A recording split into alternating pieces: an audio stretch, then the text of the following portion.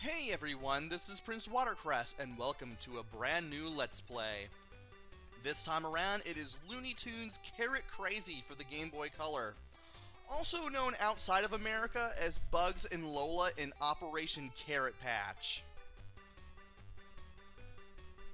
Despite the fact that this is geared towards kids, this is not exactly an easy game, and you're going to find this out the hard way before you're done with the first world of the game. Let's go to the options menu real quick. You have passwords, which is nice. You can toggle the music on and off, and you can switch between easy and hard for the difficulty. Hard difficulty, you get no in-game hints, and all the enemies take double damage before dying. So you have to hit them twice as much in order to beat them. I'm going to keep it on easy, which is a normal difficulty for this game anyway. And let's back out with B. So let's go ahead and start the game. And as soon as you start the game, you get the introductory cutscene. Yikes! All the carrots have disappeared. Bugs and Lola are hopping mad. Time to visit the studio to see who's at the bottom of this. So you can choose between Bugs and Lola at any time during gameplay. It's not like one of those pick before you go things where both characters are going to control the same. Oh no. Bugs can do things that Lola cannot, and Lola can do things that Bugs cannot. And you're going to find that out as you experiment with things in the gameplay. So we're here at the studio. This is the world map. And we have a forest, we have outer space, we have a construction site, we have what looks like a treasure island, and we have what looks like a zoo. There are 5 worlds in the game. And the one that has the down arrow with the word in below it, as well as the character looking around, that's the one you need to go to. Once you complete a world, you can't go back to it. Once you go up to that place where you're supposed to go, you press up, and you'll start the level. First level of the game is Treasure Island, where you will be facing off against Yosemite Sam. Controls are pretty simple. Left and right let you move around. You can hold down to crouch. B lets you jump. A lets you swing the hammer, or the weapon that you have. In this case, for Bugs, it's a hammer. And select lets you switch between Bugs and Lola. Lola apparently uses a rolling pin. I will mention other things about the control as we go along. And of course, start lets you pause the game. There are parrots that you need to pick up. I'll explain what they do as we go. But if you hold A, Bugs or Lola will do that. That's a helpful hint about what I'm going to be talking about later on. Jump into the cannon. Press B. And you'll be able to launch yourself across. We saw Yosemite Sam there. He kind of shot us, but we were able to take care of him. Thankfully, there was a heart there because being carried upwards by Tweety. Thankfully, we managed to run up to it and jump to get it in time.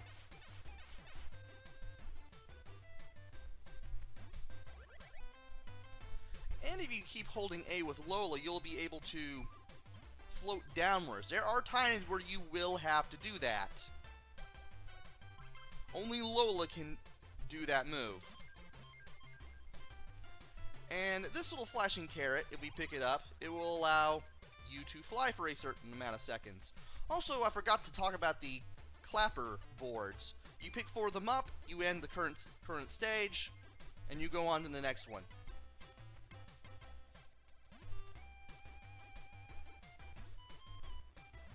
Also, if you hold down while making your way downwards, you'll be able to float with Lola.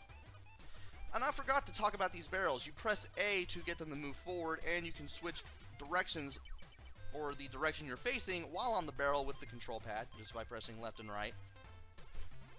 And no, I do not want to get shot. Thankfully, I saw you coming out from behind the treasure chest there. And we have yet another cannon.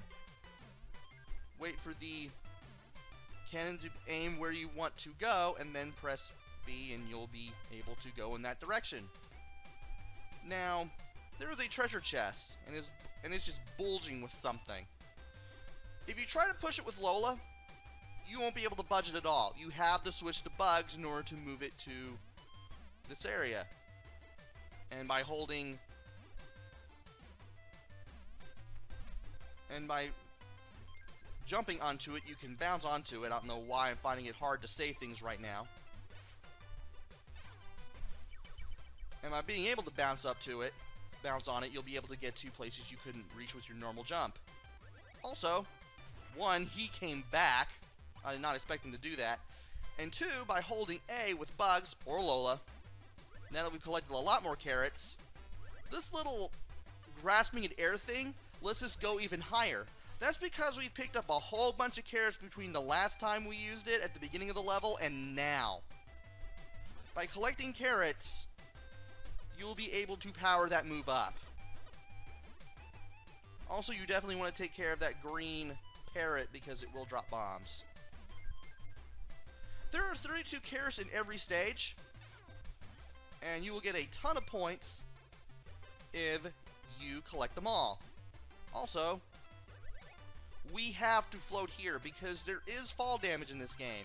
If we went all the way down here without floating, we would have lost a life. It would have been an insta-kill. Not fun.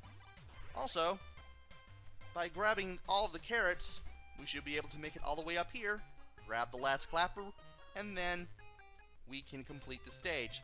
Also, we pick up the extra letters from Tweety throughout the stage. If you get all 5 letters, you'll be able to do this little mini game where Bugs throws dynamite at targets. There are 3 levels that you can throw the dynamite at. Near, middle, and far. For the middle one, you want to fill up the carrot gauge by holding A, and when it reaches the middle of the carrot there, let go. You'll be able to throw it the proper distance. For this one, just fill it all the way up, or fill it up to near maximum. As long as you line up the hand that Bugs is carrying the dynamite in with what you want to hit, you'll be able to hit it every time, just as long as you remember how far you need to fill the gauge. I should be talking about the heads-up display at the bottom of the screen. You have your 5 hearts, which is your health.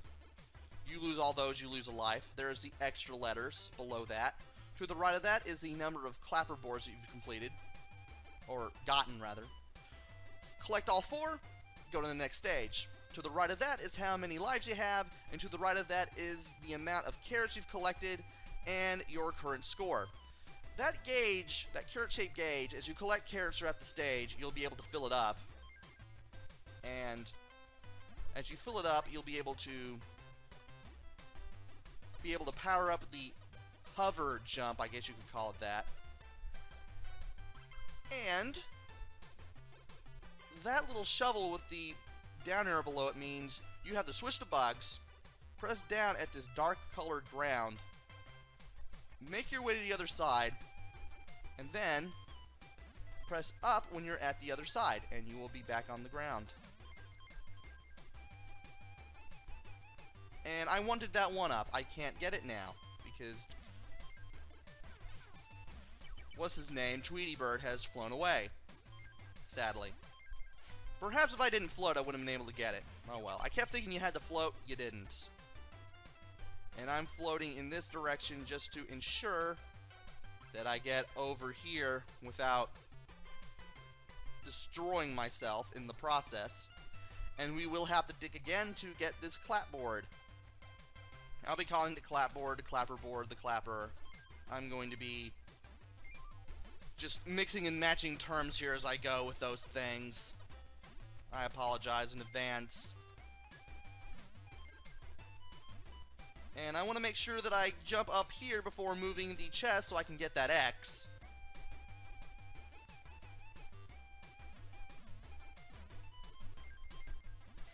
And I forgot to talk about these guys. Why are these guys hitting me?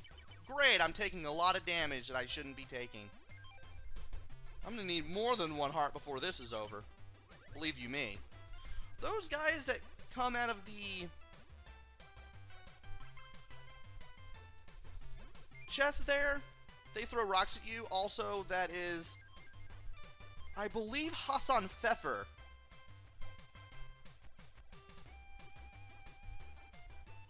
I believe that's his name. It's a reference to Hassan Pfeffer, which is a German dish that involves rabbit. He throws rocks at you. I can't believe I've forgotten what, or rather remembered what that guy's name is. And I want to hover up here before Sam comes back, but he just comes out of thin air right there. And we're almost done. I didn't want to do that, but I will take that. That's one way to get the H there. And I did not want to die like that. I wanted to take the barrel. And I wanted to see if there were any more carrots. Sadly, I could not, but hey, at least I could probably get that extra life again if I tried. So let's go ahead and do that. And I'll need to remember not to use the carrot because that threw me completely off. And this time, by not floating, I was able to get that one up. I also have a fresh set of health there, which is good. Because I was taking hits from things I should not have been taking hits from. Also, I apologize for the flicker. That's just the game itself doing that. I don't know why it's doing that. But I do want to get this clapperboard again. And I do want to get everything all over again as I make my way through the level again and try not to die Now I'm not going to be able to do the bonus game. Great.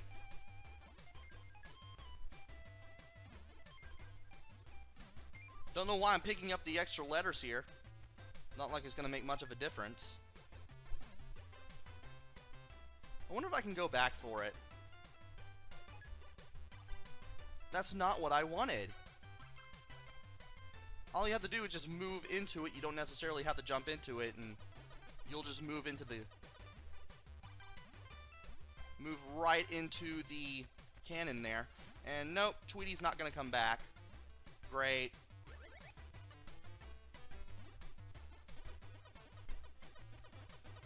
Oh well. We might as well just go ahead and press on as best as we can. Which is going to be lame because I really did not want to die in the first level. You definitely want to make sure that you have plenty of lives as you go through the game. And there's a site to use a hover ability as well as a heart that I'm definitely not going to need. Almost forgot you, but thankfully I did not fail to get you. Or okay, yeah, I was saying the right set of things. And I do want to go here again to get the 2 clapperboards because 2 of them are going to be here. Now I need to remember not to use the carrots here because that really threw me off last time. I thought I had to just jump in the barrel to get in it, but no. And you do want to get under Tweety and then jump straight up to get that. So at least you know how to get all of the extra letters, even though we're going to be failing miserably at getting the bonus stage because we accidentally forgot to get the first one. The first letter. And here you can just use your hover jump to get over here, and here, and here. Also, your health does not reset between the stages. But at least we got a ton of points from getting all 32 carrots. There's always 32 on every stage, as I said before. And after every 2 stages, you get the boss battle. In this case, it's the GALLEON. They always work the same way. You get chased around by the enemy, the main enemy of the world, which in this case is Yosemite Sam. And you have to jump from one thing to the next, avoid getting hit a whole bunch, and just try not to get hit by the boss here. Yosemite Sam's ship will destroy your raft and the platforms and anything else that gets in its way, and sometimes it will get super close like this. And it will destroy the log platforms as well, which is really bad. And sometimes a cannon will come out of the front of the ship and shoot at you. Also, besides the TNT barrels that will destroy the raft, there are the sharks. Once your raft is above the red shark, it will get eaten up and destroyed, much like as if it were to run into a barrel of TNT. And it seems like the ship that Yosemite Sam is captaining here is getting closer and closer as we get through this level here. Not my idea of a ton time. And it's going to get even worse when we get the A. Thankfully, you do get the letters in order here. And you want to be fairly close, but not too close to the left side of the screen, because sometimes things like that can happen. And if you die at any point, it's all the way back to the beginning. You don't get any checkpoints in these boss battles. If you even die at the boss, you're going all the way back. This is one of my biggest gripes with the game. And the worst part about it is, it never changes. It never really lets up. Can you imagine being like a little kid in 1998, 1999 getting this game? Because your parents were like, oh, he'll probably enjoy this. This is meant for kids. And then finding out, before you even finish the first world, that it's not the easiest game in the world, and you have to contend with things like this. And I just got hit by the last frame of that explosion. That's just peachy.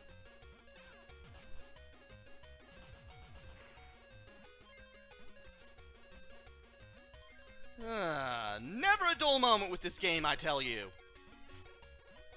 Also, that attempted parallax there.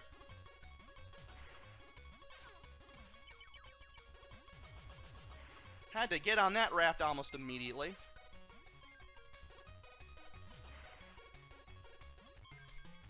And I'm pretty sure that the ship just kind of creeps up on you after you get the A. Oh yeah, it creeps up.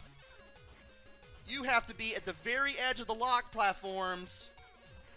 And you have to make a leap of faith on the very left-hand side of the screen to a raft. After doing the same for a bunch. Oh, come on! Why do you think this is fun?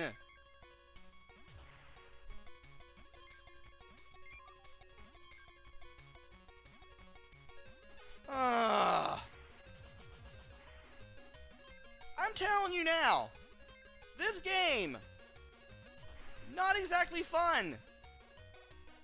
It's like it's aimed at younger gamers, but it's like older gamers are only going to be the ones who are going to be able to beat this.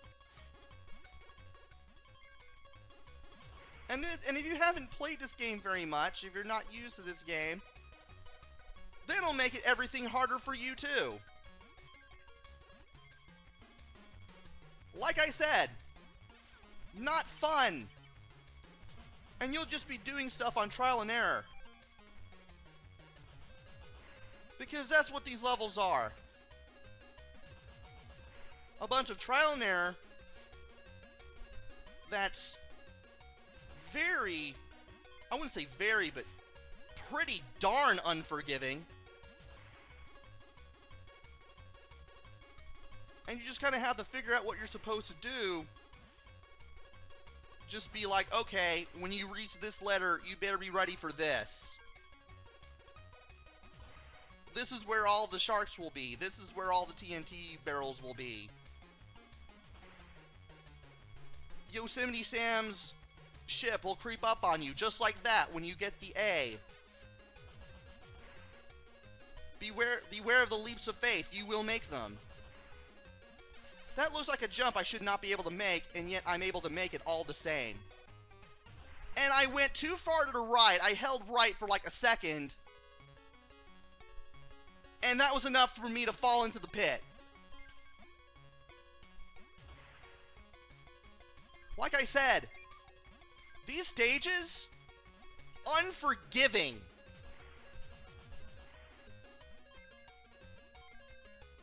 And I didn't have that much problem with that in the practice run, but now that I'm doing this and talking at the same time, oh boy. And of course, you obviously can't touch the ship, in case I haven't made that pretty clear already. I'm pretty sure you just take damage if that happens, but it wouldn't surprise me if that was instant death as well.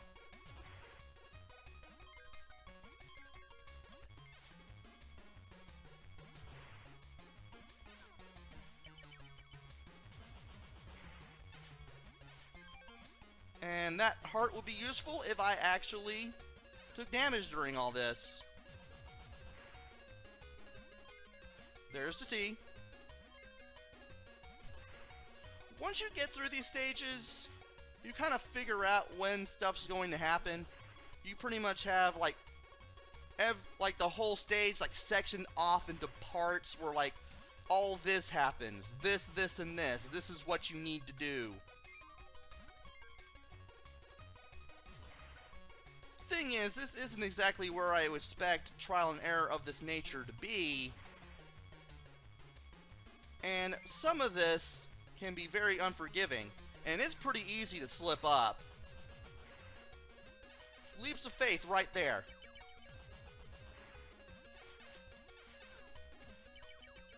Yeah, at this point, I'm honestly remembering where everything is. And I have to make critical jumps just... It's a good thing I tapped right instead of held it. And now he's leaving me alone. We finally reached this log platform that won't be destroyed. Sam shows up.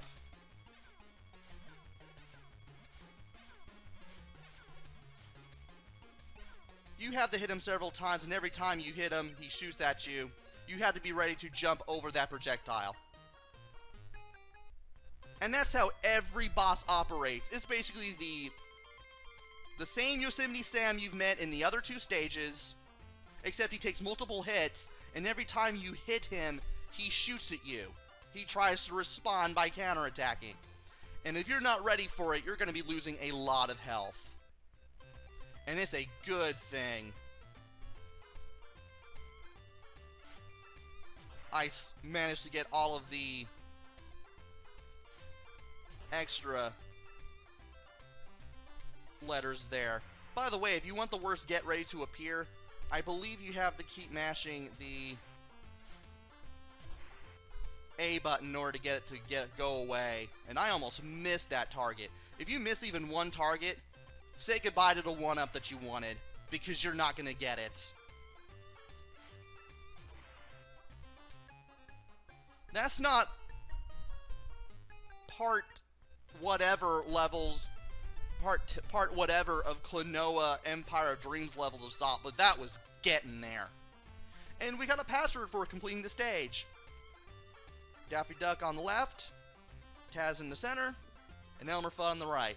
I'll keep it up so in case you need to pause the game, you'll have more than enough time to do so.